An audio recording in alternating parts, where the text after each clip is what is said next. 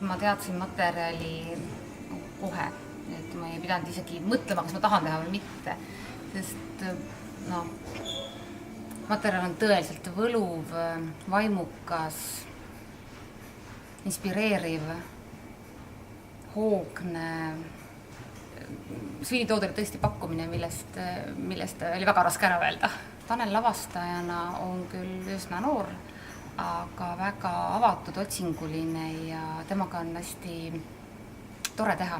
Me tegime kunagi, pakun, et 6-7 aastat tagasi väikese draama Sadama teatris ja siis 3 aastat tagasi tegime Lotte, viimase Lotte, selle Unenäo maailma Lotte.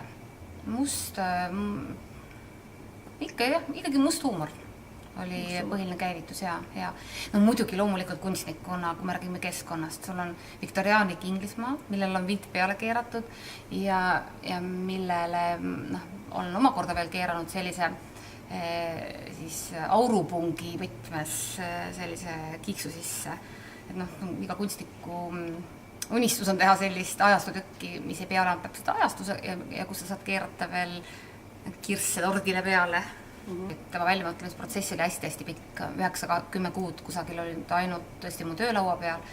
Et kõik see, mis täna on lavale jõudnud, on väga täpselt see, mida me oleme planeerinud ja tänaseks on ka kõik täpselt niimoodi kasutusse läinud.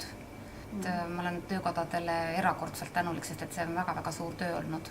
Massiiv on kõvasti ja tervik on uhke ja vägev.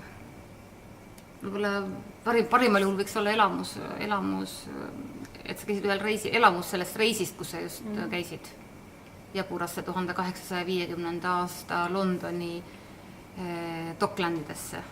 Kõik need, kes ei taha randa minna või vihkavad päikesepaistet, peavad tulla vaatama.